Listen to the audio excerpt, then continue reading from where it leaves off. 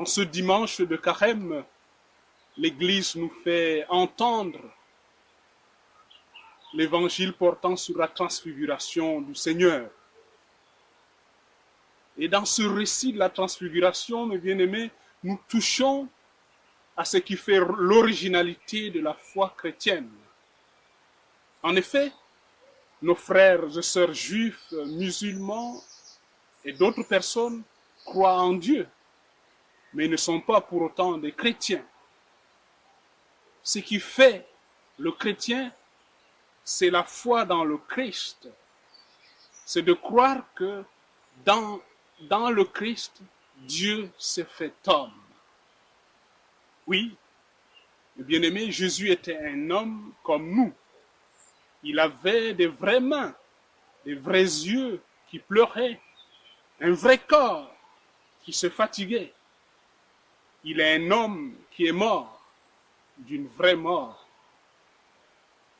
Alors, quelque temps auparavant, dans l'évangile que nous venons d'écouter, on nous dit que Jésus, si humain qu'il était, prend avec lui ses amis, Pierre, Jacques et Jean, et les amène sur une haute montagne. Et là, il laisse transparaître dans son corps la lumière de sa divinité. Les signes en étaient clairs. La montagne, la métamorphose lumineuse, la nuée et la voix du Seigneur, la voix du Père, qui dit « Celui-ci est mon Fils bien-aimé, écoutez-le ».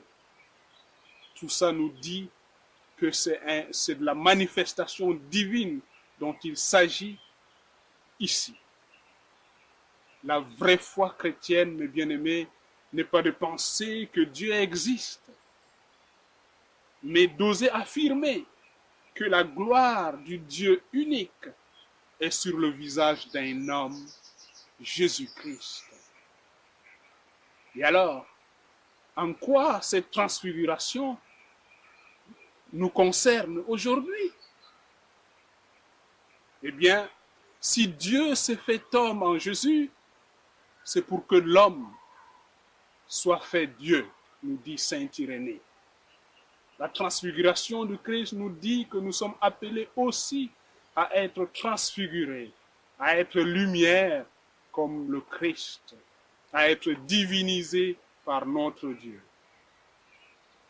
Mais concrètement, comment vivre aujourd'hui en transfiguré? Tout simplement, mes frères et sœurs, en laissant le Seigneur agir en nous par la prière. Le début du texte nous rappelle que Jésus aimait partir à l'écart avec ses amis pour prier. De même, Abraham, Moïse et Élie ont été des hommes de Dieu, des hommes de prière.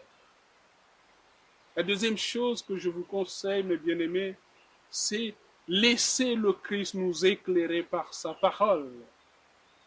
Le Père dit aujourd'hui, « Celui-ci est mon Fils bien-aimé, écoutez-le. » Laissons le Seigneur nous débarrasser de ce qui nous alourdit, de ce qui nous encombre, de ce qui encombre notre cœur et notre esprit, de ce qui trouble notre foi et notre espérance, de ce qui décourage notre générosité. Et pour cela, le sacrement de réconciliation est là pour nous régénérer, pour nous restaurer et nous donner la jeunesse de notre foi. Dans le quotidien de nos existences, mes bien-aimés, il nous arrive aussi de faire l'expérience de la transfiguration. Moi, comme prêtre, je suis très souvent témoin de cette transfiguration. Quand je vois quelqu'un venir avec le poids de ses difficultés, de ses souffrances à la confession et ressortir avec les yeux de lumière, un regard souriant. Et quand je vois quelqu'un sortir de la célébration en étant illuminé par la parole de Dieu et en nous offrant un visage de ressuscité, j'ai dit merci Seigneur.